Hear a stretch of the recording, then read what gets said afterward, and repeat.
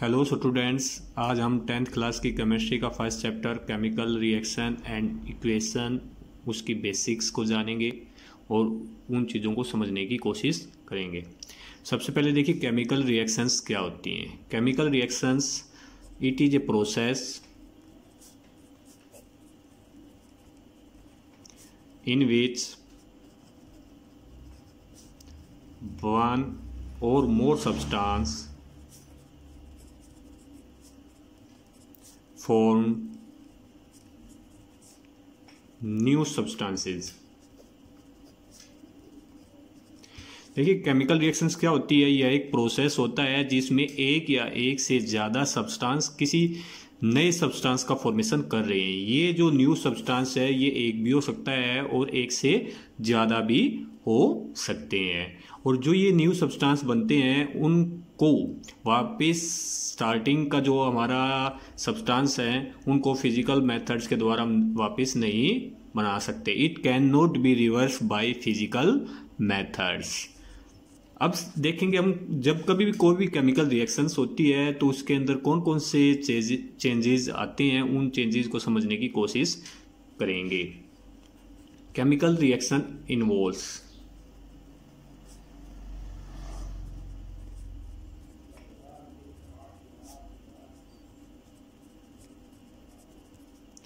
First change in state.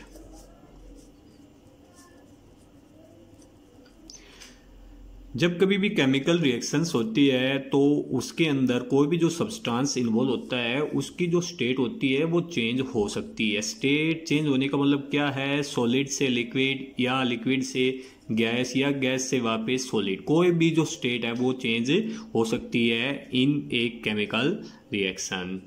Second, change in colour.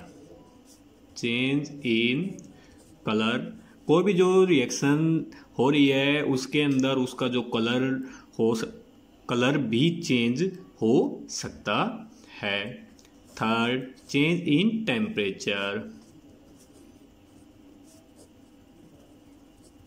जो temperature होता है वो केमिकल रिएक्शंस के ड्यूरिंग चेंज हो सकता है, कम भी हो सकता है और ज़्यादा भी हो सकता है।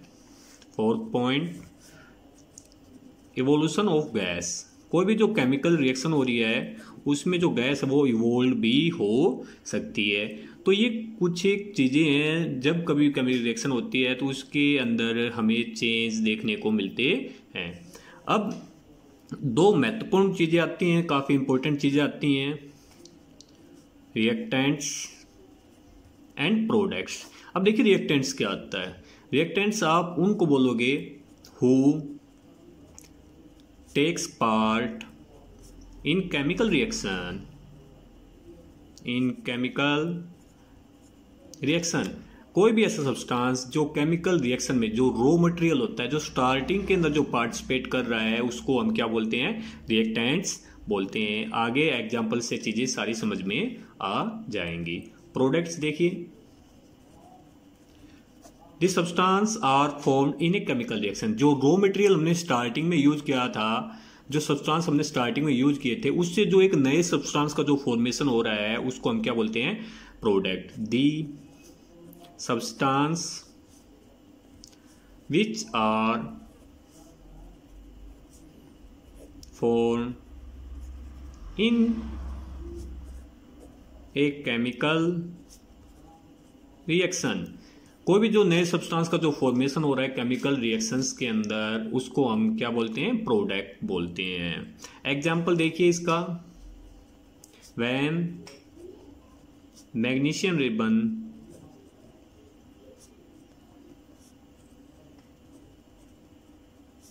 Burn in air. एयर के अंदर यहां पर हम ऑक्सीजन लेके चल रहे हैं, O2 gives us magnesium oxide. अब यहाँ पर देखिए जो मैग्नीशियम का जो रिबन है वो ऑक्सीजन में जैसे ही हम जलाते हैं तो वो हमें देता है मैग्नीशियम ऑक्साइड। तो स्टार्टिंग का जो मटेरियल हमारे पास क्या हो गया, एक तो मैग्नीशियम का जो रिबन है और हम जला रहे हैं किसकी प्रेजेंस में, एयर की प्रेजेंस में। तो ये दो चीजें जो हमारी स्टार्टिंग की है इसको आप बोलोगे रिएक्टेंट, और जो बाद में जो नया प्रोडक्ट का फॉर्मेशन हो रहा है, नया प्रोडक्ट का फॉर्मेशन आपका क्या हो रहा है, मैग्नीशियम ऑक्साइड, इसको आप बोलोगे प्रोडक्ट। अब हम समझेंगे केमिकल इक्वेशंस क्या होती हैं।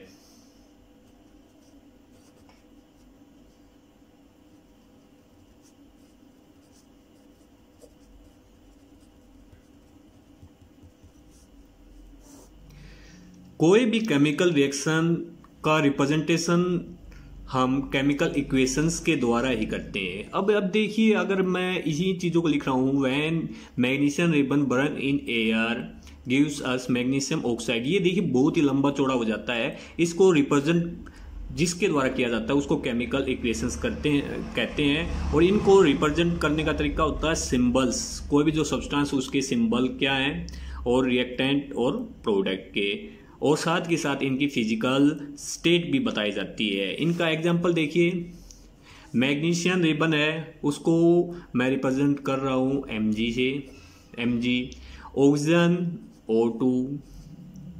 जब कभी भी एक से ज्यादा जब हम रिएक्टेंट लेते हैं तो हमेशा यहाँ पर प्लस का साइन उनके बीच में आएगा। रिएक्शन मैग्नीशियम ऑक्साइड MgO, यहाँ पर जो एरो साइन है वो रिएक्शन को रिप्रेजेंट कर रहा है, और जो हेड होता है वो ये बताता है कि रिएक्शन किस डायरेक्शन के अंदर जा रही है। तो टेल की साइड हमेशा रिएक्टेंट होता है और हेड की साइड हमेशा हमारा प्रोडक्ट होता है, और जो एरो साइन होता है वो रिप्रेजेंट कर बताता है कि जो रिएक्शन है वो किस डायरेक्शन जा रही है। मींस यहाँ से रिएक्टेंट से प्रोडक्ट की साइड हमारी रिएक्शन जा रही है। जो MgO मैग्नीशियम ऑक्साइड है वो नया प्रोडक्ट हमारा बन रहा है।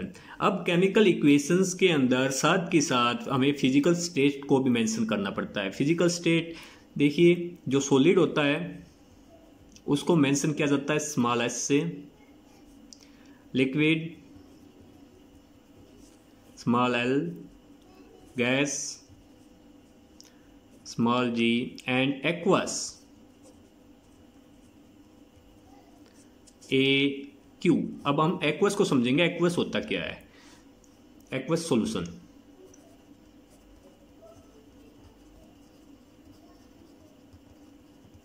Aqueous solution, it is a solution in which solvent is water. आपको पता है सोल्यूशन के दो पार्ट होते हैं, एक होता है सोल्यूट, एक होता है सोलवेंट। तो एक्वस के अंदर क्या होता है, जो सोलवेंट वाला पार्ट होता है वो हमेशा सोलवेंट वाला पार्ट हमेशा वाटर होता है। तो एक्वस सॉल्यूशन आप उसको बोलोगे जिसके अंदर सोलवेंट का जो पार्ट है, सोलवेंट वो आपका क्या हो, वाटर हो, आप उसको क्या बोलोगे, एक्वस बोलोगे। अब यहाँ पर देखिए ये हमारा इस इक्वेशन के अंदर हम वापस आते हैं।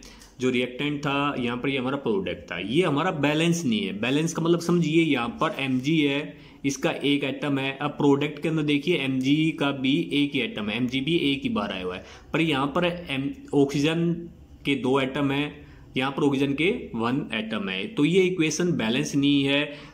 जो इक्वेशन बैलेंस नहीं होती है उसको हम बोलते हैं स्केलेटन इक्वेशन। तो नेक्स्ट वीडियो के अंदर हम इक्वेशन को बैलेंस करना सीखेंगे।